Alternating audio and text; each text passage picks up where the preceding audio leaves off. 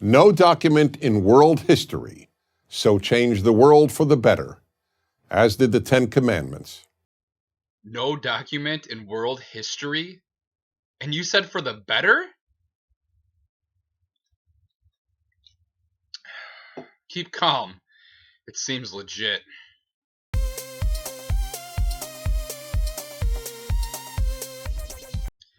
Hey everybody, I'm Brendan, the prototype atheist, and this is Dennis Prager of the Prager University, and he seems to think that the Ten Commandments are more important than the Code of Hammurabi, which preceded the Ten Commandments, or the Rosetta Stone, or the Declaration of Independence, or the Magna Carta, or the U.S. Constitution. Yeah, he thinks that it's the most important document in world history. Well, let's see where else he's going with this. Western civilization, the civilization that developed universal human rights, created women's equality, ended slavery, created parliamentary democracy, among other unique achievements, would not have developed without them. Well, that's quite a bold assertion, considering that the Ten Commandments says nothing about democracy, women's rights, or slavery. And considering the fact that the Old Testament is actually very misogynistic and actually condones slavery and tells you how to properly beat your slave. You know, when Americans in the South were defending their right to own slaves, they were appealing to the Bible in order to do so. This is just unbelievable that you think that the Ten Commandments were responsible for freeing slaves and for the liberation of women. As you will see when each of the Ten Commandments is explained, these commandments are as relevant today as when they were given over 3,000 years ago. Considering the fact that the first three commandments relate to worshiping and respecting a Bronze Age war god, I highly doubt they're just as relevant today as they were back then. In fact, they're so relevant that the Ten Commandments are all that is necessary to make a good world, a world free of tyranny and cruelty. Imagine for a moment a world in which there was no murder or theft.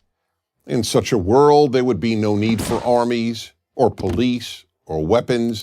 Men and women and children could walk anywhere at any time of day or night without any fear of being killed or robbed. Wait, we wouldn't need any police if there was no murder or theft? Because those are the only laws that we need? Don't steal and don't murder? It would be perfectly okay to rape or abuse or torture?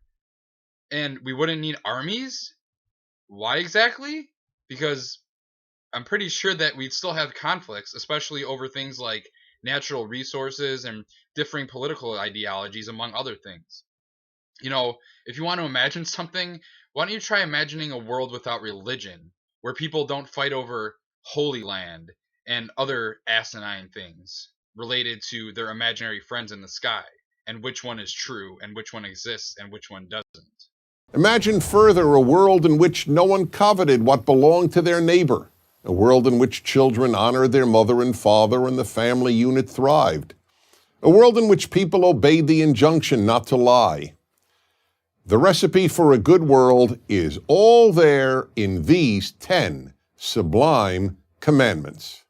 Sure, it might be nice to live in a world where people didn't lie or covet their neighbor's belongings, and in general, it's a good idea to obey one's parents, although there's no special requirements to have children or to reproduce, and not all parents are fit to raise children or are due respect. And so that one's a little iffy. But that being said, didn't you just say that these 10 commandments are what we need? Yet you are stopping at listing 5? What happened to the other 5? So why is God indispensable to the 10 commandments?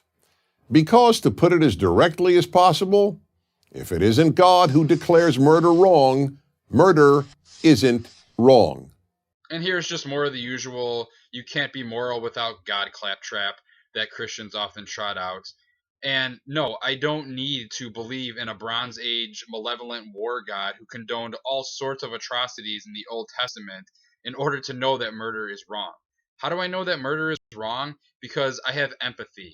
Because I don't want to be murdered. So I don't want to do that to someone else. I value my life, therefore I understand that others value their life, and I don't want to take that away from them. That is wrong. And you're right, almost. Because with or without belief in a God, all morality is subjective. There is no objective morality. It simply doesn't exist, by definition. Even if you're claiming to appeal to a God, you're interpreting ancient scriptures and you're interpreting your belief in that God in order to arrive at your morality. So you're basically saying that just because God commands something, therefore it's moral. But you don't have any justification for that, other than presupposing that this God is always just no matter what he decrees. Now, morals come from society. Society as a whole comes together and can agree on standards which they can set, and they can, punish or reward people accordingly. And so that's how we do it. That's how we do morality. Back when the Old Testament was written, the time when Moses supposedly got the Ten Commandments from God, things like holding slaves and uh, committing genocide in order to defend yourselves from worshippers of other gods were considered justified by the God of the Bible. I would never have considered those things to be justifiable at any point in time. So you're really going to claim that your belief in your God makes your morals superior to mine? And some people don't think that murdering is wrong. And you know what they call those people? Sociopaths or psychopaths. They have something wrong with their brain that affects their empathy and their ability to understand why things are right or wrong. But for the most part, the overwhelming majority of human beings are capable of understanding why such things are wrong, with or without a belief in God. Another problem with the view that you don't need God to believe that murder is wrong is a lot of people haven't shared your view. And you don't have to go back very far in history to prove this. In the 20th century, millions of people in communist societies and under Nazism killed about 100 million people. And that doesn't count a single soldier killed in war. And of course, you're going to appeal to the old canards of communist regimes in Nazi Germany to infer that atheism leads to genocide and immorality. The simple fact of the matter is that atheism does not cause any of this. These things might be correlated to atheism because such regimes like to oppress religion in order to harbor worship of the state and its leaders, but atheism is simply a lack of belief in gods. That's it, period. It doesn't condone any of this. It doesn't demand any of this. In addition, Nazi Germany, I don't even want to get into the religious beliefs of Hitler because it's irrelevant. The simple fact is that the overwhelming majority of the actual Nazis and the people in the Nazi army were Christians. They were religious. They did believe in God. Their motto was God mit uns, which means God with us. So even if you're an atheist, you would want people to live by the moral laws of the Ten Commandments. And even an atheist has to admit that the more people who believe God gave them, and therefore they are not just opinion, the better the world would be.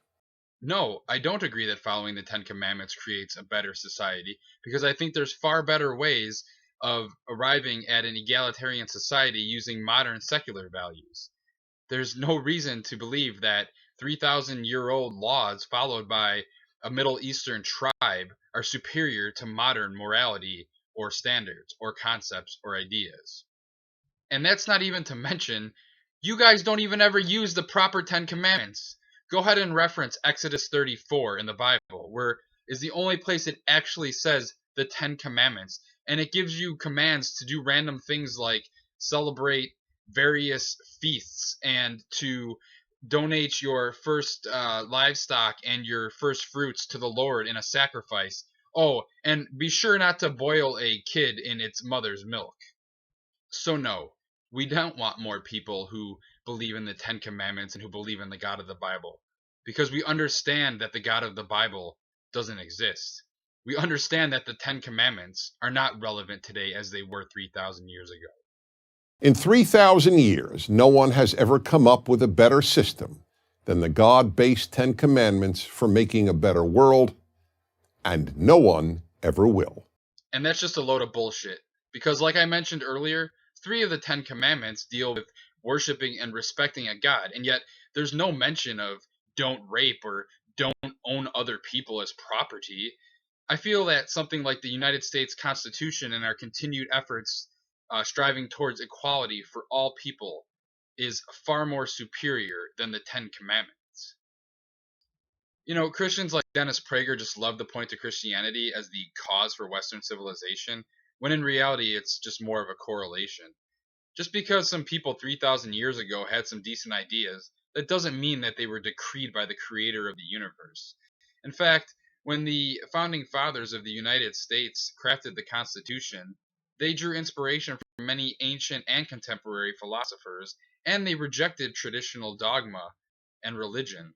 So they weren't just basing the Constitution on the Ten Commandments or on Christianity. And yet they came up with a better document than the Ten Commandments itself. Although it wasn't perfect, as is evidenced by the fact that it's been amended many times, and we're still striving towards equality for all Americans, and all without appealing to any god. Thanks for watching, everybody. Please like this video if you enjoyed it, and subscribe to my channel if you haven't done so already. If you'd like to support my efforts and also the Freedom from Religion Foundation, please check out our website, thesecularroundtable.com, and on there you will find many t-shirts for sale, of which the proceeds will go to support myself, the Godless Engineer, and Aeolus from the channel God Works Out, as well as 50% going to the Freedom from Religion Foundation. We appreciate your support. Thank you.